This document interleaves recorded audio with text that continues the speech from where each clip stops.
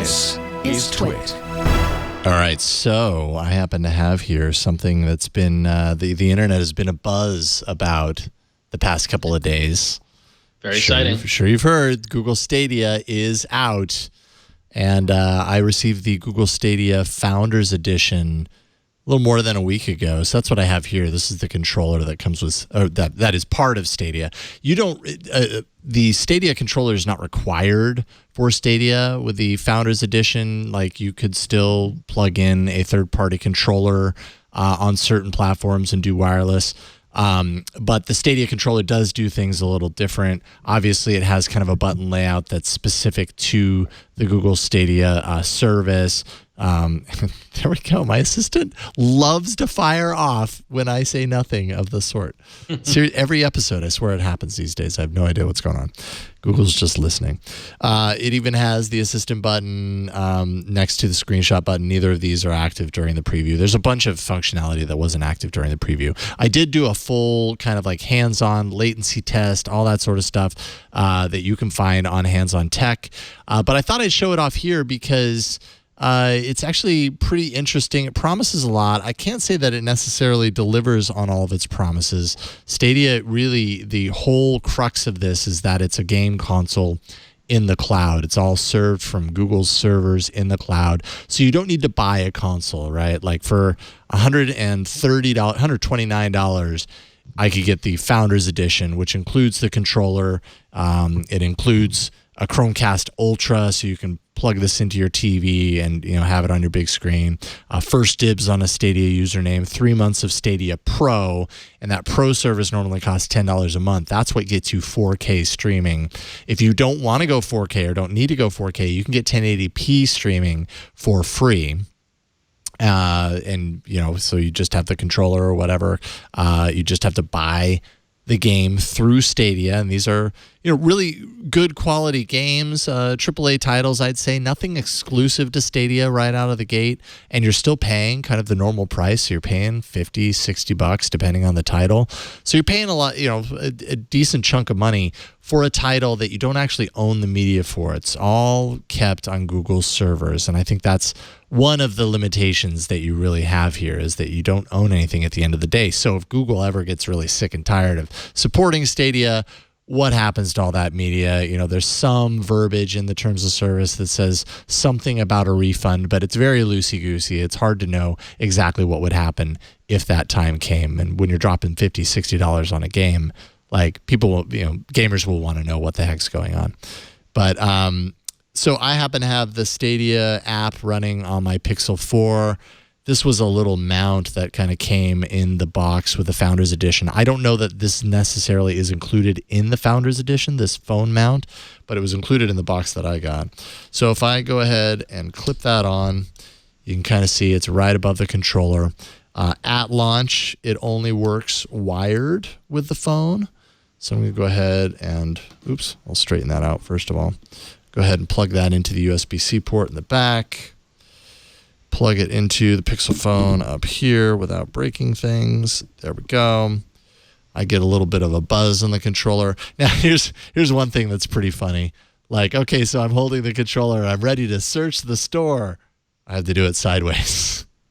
So that's kind of lame. It's too bad that it doesn't recognize that it's plugged in through the port and automatically switch it to landscape, because literally you just kind of have to do that. But so I've got Tomb Raider, Shadow of the Tomb Raider Definitive Edition here. And once this loads up, it's streaming to my phone from Google servers, and it might take it a second because it has to kind of load up. But this, so it's running this game on their servers. Obviously, the benefit there is that Google's, computers are jacked up. So you're going to get, in theory, you're going to get the best quality kind of like graphics and experience and everything. I'll go ahead and continue and everything. But what are those bars on the left and the right side, white bars? What these? That's a really good question. Yeah, I don't know why that's showing. I don't know if... Oh, is that my app? Oh, you know what? That's totally That's Ron's my app. I was like, I've never seen those before. Oh, that's very funny. All right, so that's a tease ahead to the arena. Sorry about that. You That's can, okay. You can disable those. You can turn those off. That's okay. It's okay. I have no need to do anything. But that's, stay tuned for the arena, and Ron will show you what those bars are. But there you go. You can see where I'm playing Tomb Raider. I'm going to go ahead and sit down by the fire, and actually, I'm not going to do that because that takes a while to kind of power up. But yeah, it's a pretty cool experience being able to actually play a game like this, and of this caliber on the phone, and with the controller connected to it, things feel responsive enough. There's definitely some concerns about latency. What your internet connection is going to be, how fast it is, determines the quality of the video that's streamed to your device. And I tested it all the way down to like 10 megabits per second, all the way up to like a couple of hundred megabits per second on like our some of our faster connections here at the Twit Studio. And no matter what speed I was going at, I still kind of ran into times where, what is that? I keep seeing something. I gotta get it. Sorry for interrupting. No, do please. Could you stop, and could we see you like see your finger touch the button so we can see the latency? Okay, that's pretty good. 2, 3. Yeah, I mean, it feels pretty solid right now. I have to say, of all of the different ways that I tested Stadia, I had it going through the Pixelbook. I had it on the Chromecast Ultra. We did it into a Chrome browser on the MacBook Pro. I feel like I get the smoothest connection when it is plugged into the phone. That's been my experience, is that this feels right to me compared to some of the other things, the other instances. Oh, I see what just happened. Yeah, so this is from the review, and there were just times on this larger screen where the picture breaks up, things like slow down and stutter. It's just really, really kind of wild and all over the place. On the phone, I didn't really notice that as much. Things felt way more responsive on the phone, and I couldn't tell you why, but it just does. Maybe it's because everything's a little bit smaller as well. So, maybe this is just locking in at 1080p instead of 4K, obviously. So here, I'm going to jump off. Yay! So, I don't know. I have a couple. Yeah, go ahead. If you have questions, Francisco, ask. Sure. On your phone, is that a dedicated Stadia app? Yes, this is what's running on my phone is Google's Stadia app. Okay. On your computer or whatever you were using on the review. Yep. Was that a computer running Chrome, or what was that? Yes. So obviously Chrome OS running on Chrome. When I go to stadia.google.com, it recognizes that my account is cleared for Stadia. So instead of showing me the sale page of like, the equipment, it takes me to the console area that is very similar to the app. On the MacBook Pro, you can only do it through a Chrome browser. So, probably the same on, I imagine the same on a Windows. I wonder if there's some optimizations of the entire pipeline from Android itself. It's not available from a normal Chrome browser on your desktop. Yeah, I'd be curious to know that. I have absolutely no idea, but from all the reviews, that's what it looks like. Some engine optimizations on the entire roads that takes everything from the Google service to your phone and from your phone to the Google service. Right. Because it's pretty damn fluid from what you're playing right now. I mean, yeah, I feel that way too. I really enjoy it on the mobile, and it's. Oh, I just almost missed. Oh, I've already looked at that. I've definitely enjoyed playing this on mobile, and I've had experiences where I'm throwing it onto the display with the Chromecast Ultra that have been enjoyable too. I just have to forgive certain things that happen when I do that, where everything breaks up, or like I said, stutters. Sometimes it's like uncontrollable stuttering. That's just like, all right, this isn't even playable.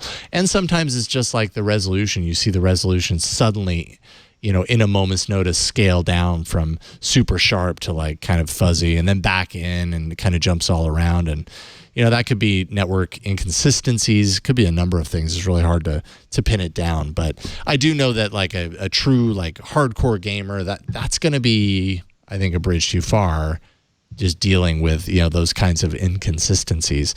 Is that worth the trade-off of not having to buy a console? I don't know. Like I mean, if the experience is always that iffy, I don't know that it is, because I know for me, I would get really annoyed with that if every time I sat down to play, it was constantly doing that. There's something to be said for the stability of a game that's in a console that is always going to look and the experience is going to sound great. That's a difference. I'm not sure Stadia is targeted to that kind of segment that you're talking about. You're right. For example, if you have friends that cannot see their TVs with huge input lag, even if they're connected to the PS4, their TVs are running those processing stuff that the OEMs like to put, like motion blur and motion whatever. Yeah. Oh, that stuff you got to turn it off as soon as you get it on. Yeah. Yes, but we know that. But if we show that TV with another one with game mode to, again, normal people, they probably don't see a difference. And I wonder if with Stadia this is going to be the same thing, that the small latency won't be a problem for the casual gamer because they cannot understand that that's latency. And we do. So I wonder if that's going to be okay. Yeah. To be honest. Yeah, I mean, I gotta say, as somebody who is aware of all that stuff, though, Francisco, but isn't a big gamer. I've owned consoles in the past, and I've gotten frustrated by having to upgrade those consoles and get new ones and lay out the money for that. And then also just in this non-physical media world that we're in the streaming world that we're evolving to, the idea of even if I got a new console, buying games and keeping the discs or whatever they need, whatever they are, the idea that this is completely all distributed and cloud-based is attractive, is really interesting, and especially in a scenario where these phones can do so much and look so good. I've got a really fat pipe coming into my apartment, and it's a 1-bedroom apartment with 4 people in it. Admittedly, 2 of them are very small, so they don't take up that much space. But I don't have room for a big gaming rig. But if I wanted to, play some games, I could just grab this controller and go sit in a corner on the phone and use that really good internet connection and be satisfied. So I get that kind of use case for it. It's just gonna be interesting to see if that's much like Chromecast. I feel like it's a concept that regular people might have a hard time wrapping their heads around. It really is. I mean, Chromecast is like the perfect example, right? Like, it really is just a game console, like tailored almost perfectly for like a Chromecast. It's streaming from the internet, low kind of entry point, right? Like you could get this for free as long as you buy the game.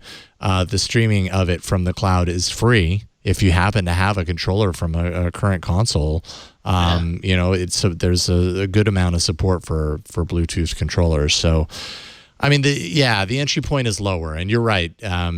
This sort of thing is not probably they're not appealing. Google's not appealing to the hardcore gamer necessarily with this.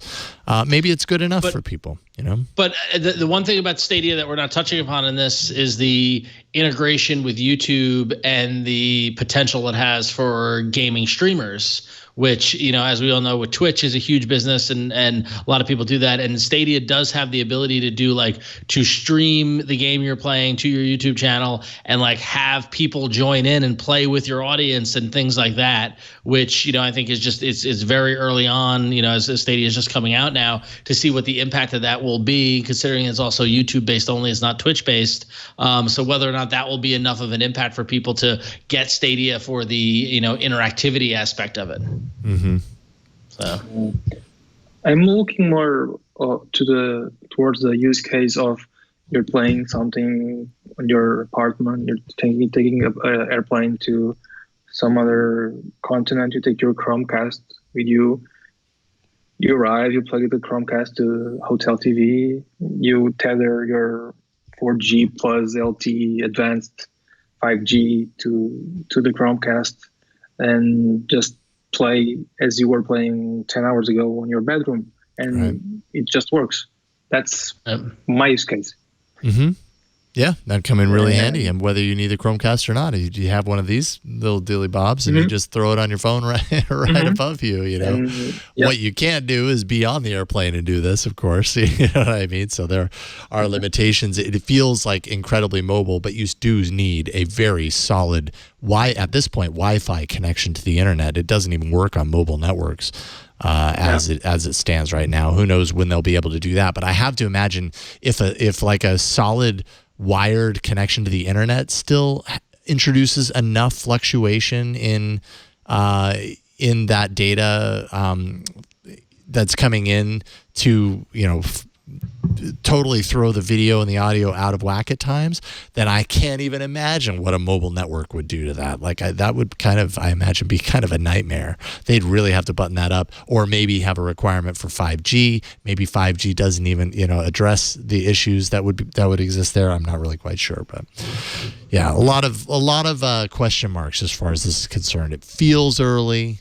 That's because it is early. Google loves to bring everybody in early on things like this, and so to a certain degree, I feel like I'm cutting Google some slack for that alone. But there's a lot to fix before this becomes a big success, and before it releases early next year. So we'll see what happens.